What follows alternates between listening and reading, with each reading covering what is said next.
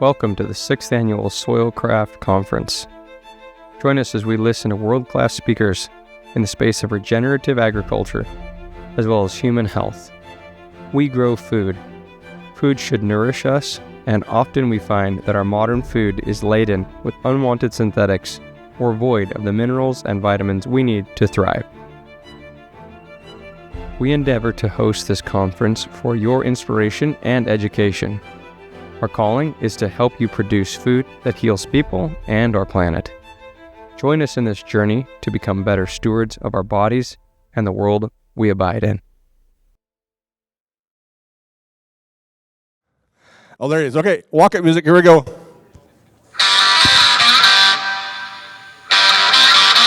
Yeah. Matt Powers. Is that your walk? Well, you can stand up here with me, but I'll read your bio here. You can sit. You can do whatever you want. Well, I think that's plenty of people that are here. Welcome back to the Don't Give Joe a Microphone show. I like to entertain. So, our next speaker is Matt Powers, and he is a renowned educator and author dedicated to advancing regenerative agriculture and soil health. His work emphasizes the vital role of mycorrhizal fungi in creating resilient ecosystems, bridging scientific insights with practical applications for farmers, gardeners, and educators. Through his engaging books, courses, and workshops, Matt empowers individuals to adopt sustainable practices that regenerate soils, enhance biodiversity, and foster ecological harmony. Known for his ability to make complex topics accessible, he inspires a global audience to rethink agriculture and embrace solutions that benefit both people and the planet. Thank you guys for coming back from lunch. Please welcome Matt Powers. That was amazing. I mean, I didn't write it. Usually people just read off my bio on my website, so I hear it the same way every single time. That's the first time someone's written one. That's amazing. All right, so today, and it was actually kind of interesting to hear someone's perception on me. That's awesome. That's what I'm trying to do, so that's good. All right, so today we're talking about the power of mycorrhizal fungi. We're going to talk about mostly arbuscular mycorrhizal fungi. How many people in here work with grasses and annuals? Okay, awesome. And how many people here are working with like alpine, like forestry kind of things? Okay, you're ecto. That's why there'll be a moment. We'll talk about it. But most of us are arbuscular mycorrhizal fungi. Even the orchardists. Are many of you orchardists, the leftover people in between? Okay. That's arbuscular mycorrhizal fungi. And some of them are arbuscular and ecto. So that's like the breakdown, and we'll get more complicated, but I just want to know what's relevant to you guys. And even if you're doing, forestry, and having that be your focus, this will make a lot of sense because this will show you your pastures and your open areas, your glens. It's going to be all this. I don't even need slides to explain this to you guys. Our plants evolved with fungi inside them and on their roots. So arbuscular mycorrhizal fungi partners with over 90. I can come down if that's what it is proximity. It might be low on batteries. If you have backup batteries, we can go that route. And I can run through all this with or without that. It's just fun to look at things. So arbuscular mycorrhizal fungi partners with over 90% of plants, and it is the plant. Like that's the thing to recognize. These things evolved together. They co-evolved. There's no here's some wild mycorrhizal fungi, totally free of any plant. No, they only live in symbiosis with roots, and they have no earlier ancestors. we do not have any evidence of any prior ancestor to arbuscular mycorrhizal fungi. Where there's plants, there it is. And in the first plants, there's an argument over whether the first plants are actually fungi, because they look like giant mushrooms. They look like giant cordyceps, actually. And then the first tree looks a lot like reishi. So it took a long time for plants to look like plants. Fungi was always there. You guys going to change the batteries? All right. So these things co-evolved. And because of that, when we started doing synthetic nitrogen that cut the organic matter and solubilized it, I mean, we know the C to N ratio, get that imbalanced. Even in a flush, you're going to lose. And then you're losing habitat. You're losing organics. You're losing the things that embody this. I mean, it's the root. What's the, do the fine roots make it through your compost? No. The fine roots don't come through compost, right? And so we can compost away our roots. We can also synthetic nitrogen away the fine roots. Actually, there are studies about how efficient adding synthetic nitrogen is to removing that detritus of last year's roots. Like it was a good thing. But that's actually the way that this fungi travels.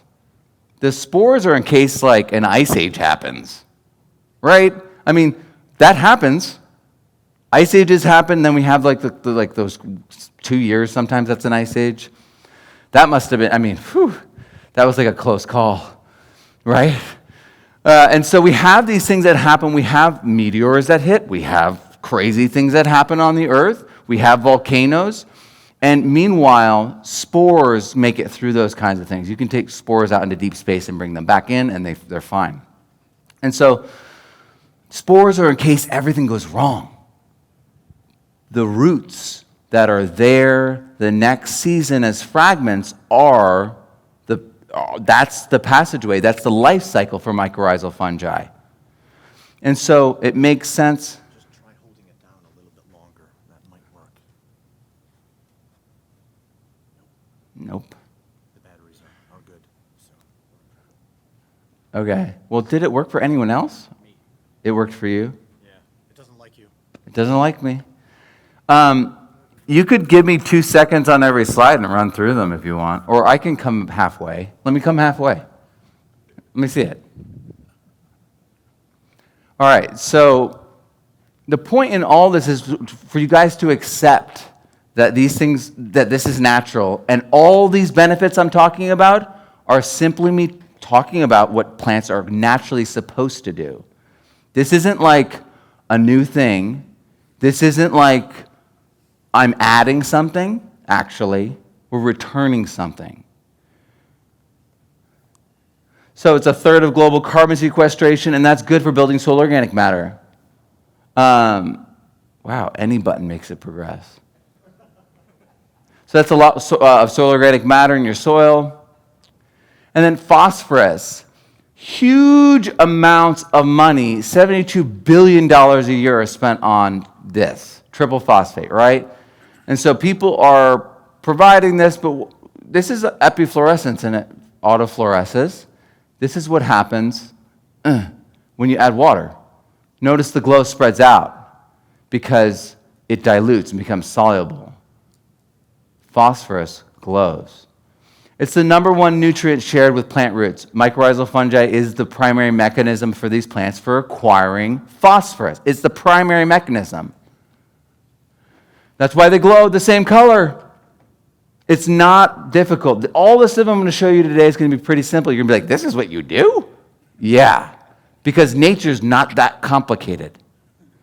So that's the fungi right there. It makes kind of an H train track effect. You can see the spores on it right there. If you look really closely, you can see the septa, the breaks, the separations in that root-like or straw-like structure. That's a for sure identification of mycorrhizal fungi because you have the glow and the fungi there. So that is mycos, the mycorrhizal fungi inoculant, that's a section of root. But it is dried out and desiccated, and it's ready to inoculate the next year, inoculate onto someone's crops. So we actually can evaluate the inoculants that we're buying now with that device. That little black section of that microscope allows us to see the fungi without stain, without water or cutting or anything. You just put the root underneath, and you see, is it there or is it not there? Is this thing pumping phosphorus, and is it glowing or not? And it's very simple, very easy to verify, but no one is verifying it. No one is looking. And so people are buying things, and they're not even looking. And I'm not saying that all the people, I'll show you a bunch of different companies that do, they can show you that they're doing the right thing. Wow, that was quick. Whoa. You okay? It's okay. We know that applying ionic water-soluble phosphate suppresses arbuscular mycorrhizal fungi growth. But what do you do if you have low levels of phosphorus in your soils? At Soilcraft, we have a number of dry and liquid phosphorus sources that are available to microbes but not antagonistic to our fungal partners. Sources like soft rock phosphate blended with other minerals and carbon sources. Give us a call. We can pull a soil test and help you make the decision that's best for your farm. Reach out to us. Call, connect, follow. All right, so it also reduces nitrogen. So in order to actually make the phosphate, and the NADPH is the thing that's glowing, but NAD is also glowing, but it's always in smaller proportion to the phosphate because it's the precursor to the phosphate, and the phosphate's the end result of the whole cycle. So it's reducing nitrogen in order to create phosphate. Isn't that crazy? So it's providing all this extra nitrogen and phosphate directly to your plants without you doing anything. And this, remember I told you, if you just have it in your roots, then next year it'll be in your roots. Why do you think it's still on the earth? Because every season it just repopulates and connects to the new roots. It's very simple. It's very elegant. So it's 30 to 40% more yield with AMF. And then the soil microbe indicators can predict crop growth response to large-scale inoculation with arbuscular mycorrhizal fungi. And so what does that mean? Well, mycorrhizal fungi creates up to 34 and up to 40% more yield than with just phosphate fertilizer. So it's bringing all that in, but it's because it's bringing the nitrogen and the phosphorus. It can erase the need for phosphorus. Specifically, there's a study on barley. If you look up barley and mycorrhizal fungi and phosphate fertilizer, you'll find it on Google Scholar. And literally, they don't need it. And so we're erasing entire, I don't know if you guys have been paying attention to the whole EM, Terraganics, nitrogen. Their proposal is we'll reduce in one season your nitrogen input by 50%. That's bold, but they're just adding endophytes. And so this is the other half. So, wait, before I go any further, who am I? I can do it from here. You guys, did you put the sensor in front? Nice, that works. So I'm Matt Powers. I was a ski racer in New England. That's why when I came up here and it got really cold, it felt really good. I also have an ice plunge at home in Texas because I need the cold. And I had knee surgery when I was 15. I missed Junior Olympics by this much. A guy who I always beat me. It was awful. And then I never could take a right turn again at 60, 70 miles per hour the way I liked. And so I stopped racing. And they started playing with people like that. The guy in green's Rachel Ray's husband.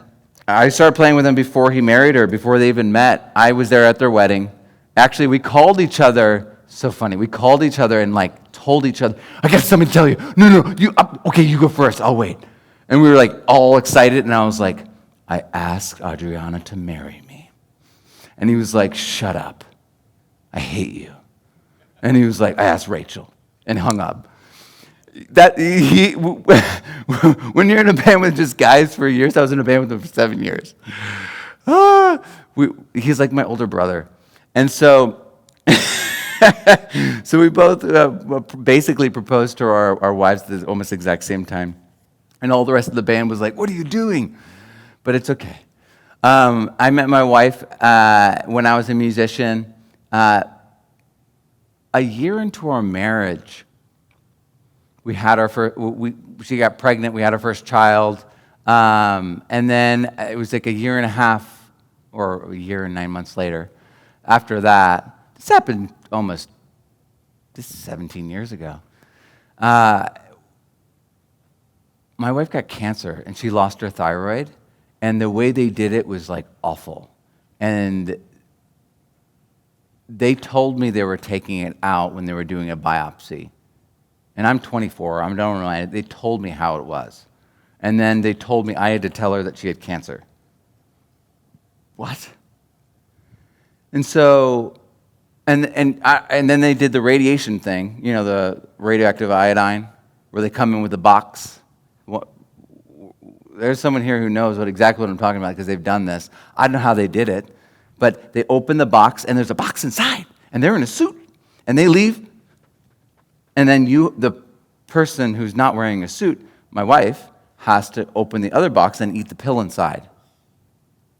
So she did it. I don't know how she did it. I couldn't have done it. I would have been like, you all are crazy. She did it and then got another form of cancer 3 months later. And then a month after that, she got more cancer. And then, of course, I may be 24 and just a bass player, but I'm not that slow. So I'm like, doctor, did this cause this? Did the radiation cause other forms of cancer? None of them could look me in the eye. And then I got a little bit smarter. And I said, when is it safe for my baby to be around my wife? And they couldn't give me a straight answer. I got 3 answers from 3 different doctors. And they ranged from 2 months to 6 months.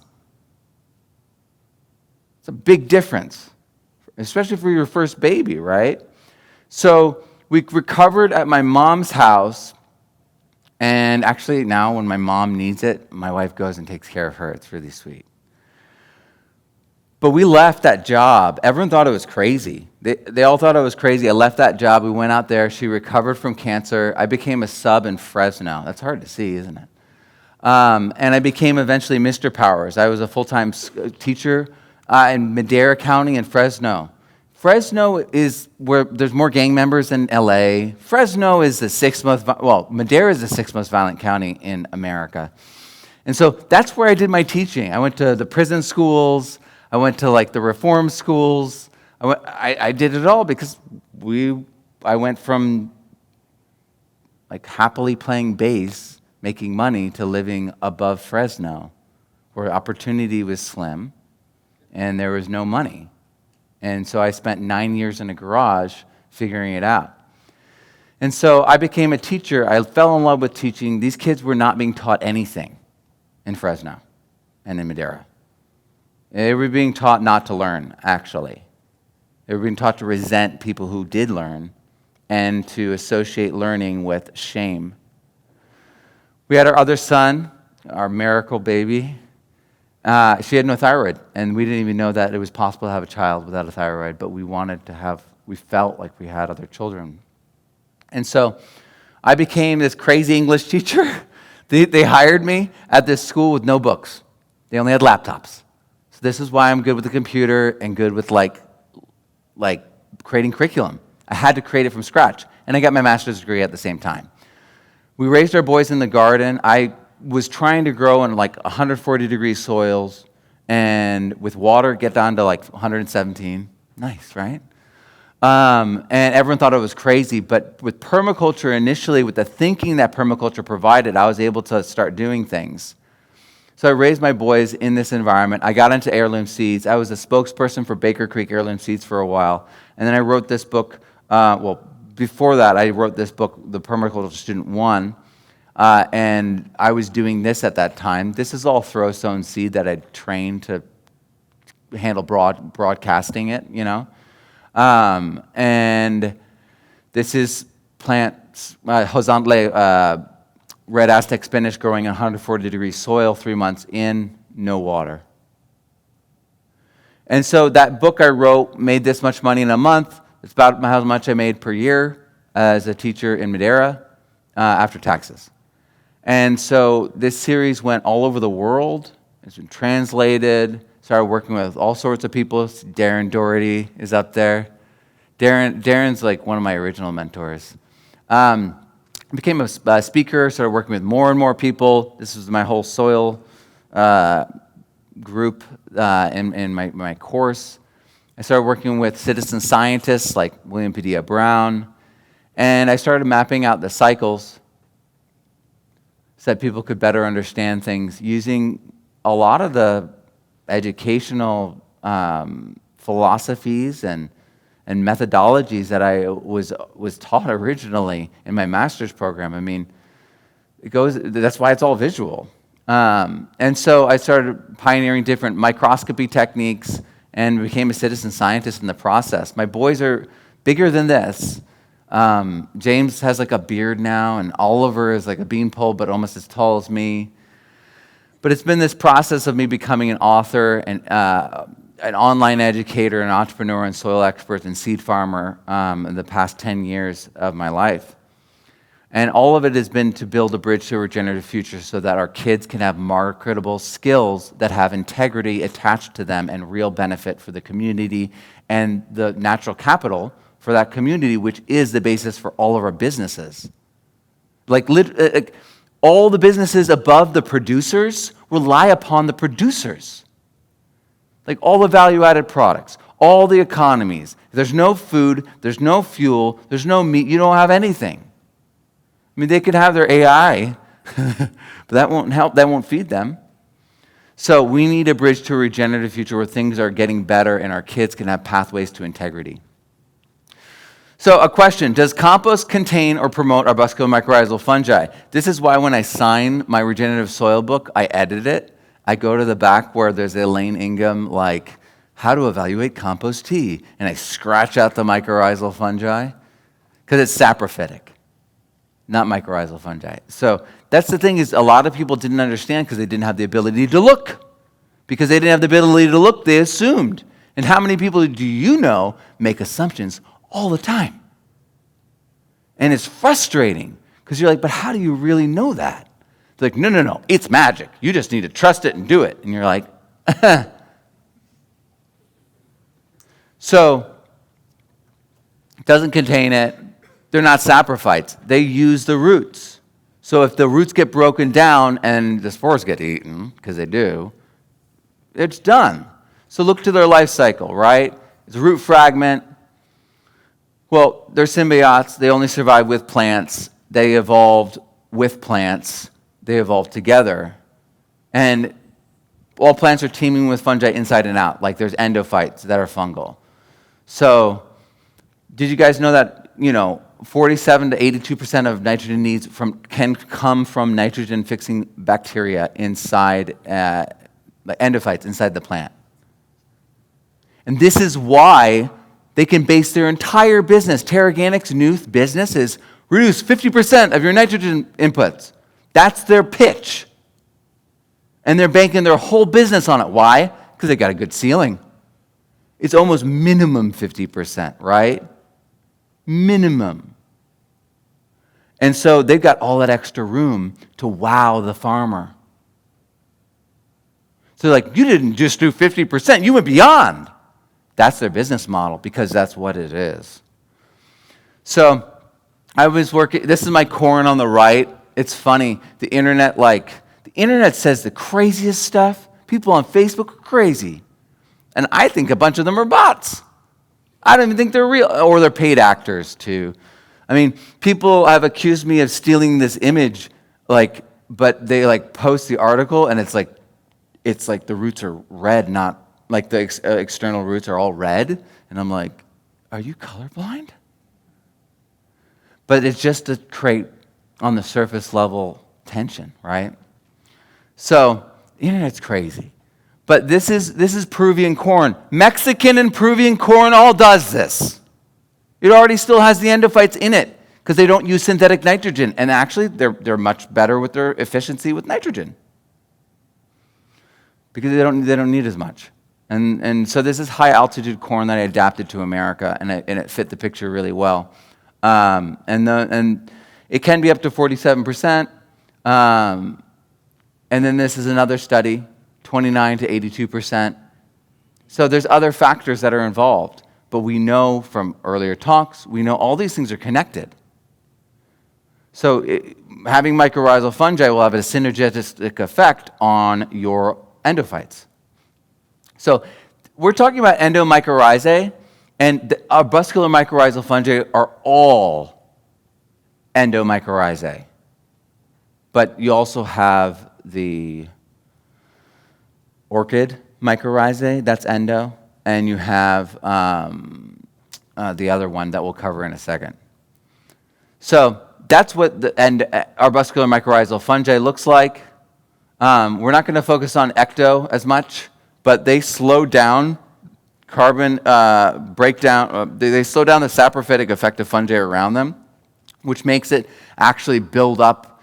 So if you slow down the arc of something, it lasts longer. And if you build that up and have more coming in, and you slow the breakdown down, you have way more carbon. And so that's what they're doing. Ectomycorrhizal fungi signals to saprophytic fungi to slow it down, take it easy. And that's why the forests of Canada, you know what I mean, have a lot more organic matter in the soil still, because the breakdown of it is so slow. If you live in Texas, it's like you put something in the ground, it's like, phoom. You're like, what? You know?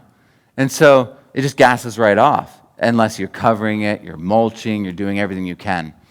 So that's for forestry, truffle farming. Truffles are pretty cool.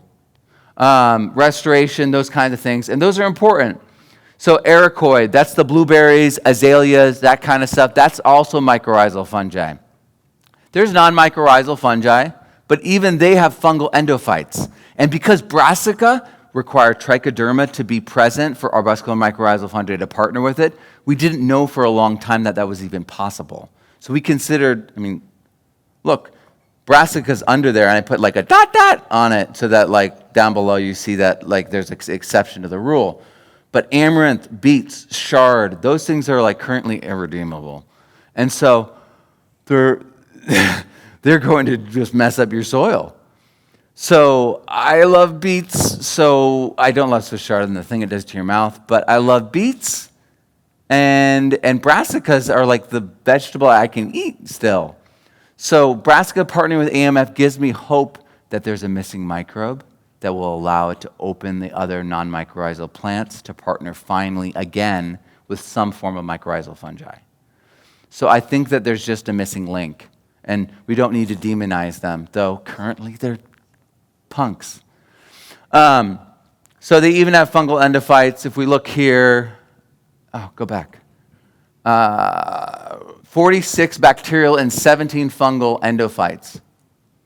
17. That's amazing. So this is really interesting. Do you know why turkey tail's all over the world? Turkey tail's everywhere, on all the continents. It's breaking down wood. It's everywhere. Turkey tail, the little fan thing. People are, using it to fight cancer. It's like a hot thing. You actually can put it in wounds. It heals wounds internally and on your skin. It's a wild thing. It's a plant endophyte. It's pretty interesting that a plant endophyte helps fight cancer in humans, right? And it's actually forms a mushroom, and it's an endophyte. It's not going to like partner with the roots like mycorrhizal fungi. It has a totally different form. So it's pretty crazy, right? So people are literally chopping up turkey tail and putting it in like wheat fields and seeing like fantastic results.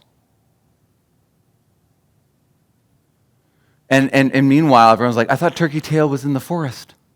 And then trichoderma, the green mold on your coffee, right? You guys know what I'm talking about? Or the green mold on your citrus. It's teleomorph is the wood saprophyte that rots wood. That's that yellow foamy, hard rot on the wood. You know what I'm talking about? It's like yellowish and it looks like kind of foamy, but it's hard. That's trichoderma too. That's the world we live in.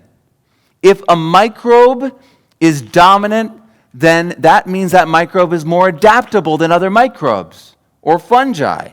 That means they can feed more ways, they can morphologically express themselves quite often more ways as well, or they're really efficient at horizontal gene transfer, like E. coli. You guys know there's millions of species of E. coli. It's ubiquitous. It's a plant endophyte. There's 6 pathogens. And E. coli, they call it the universal chassis in the GMO world for a reason, because it drops and picks up its genes constantly with the environment, calibrating. So when Dr. Elaine Ingham years ago said pathogenic conditions cause pathogens to appear, that's why. They were already there and they picked up the genes that are ubiquitous. The genes of the past are still here. They're still here. Organic matter, what is organic matter if not DNA? We're so glad you enjoyed this installment from our in-person conference. We want this to reach as many people as possible, so we've decided to release this free to you bit by bit every month. But imagine how awesome it would be in person. The networking, questions, and discussions that result are equally as valuable. Join us next year in person for our 2026 conference. Your presence makes the experience. If you have any questions or needs, please reach out. Call, email, follow. We can help.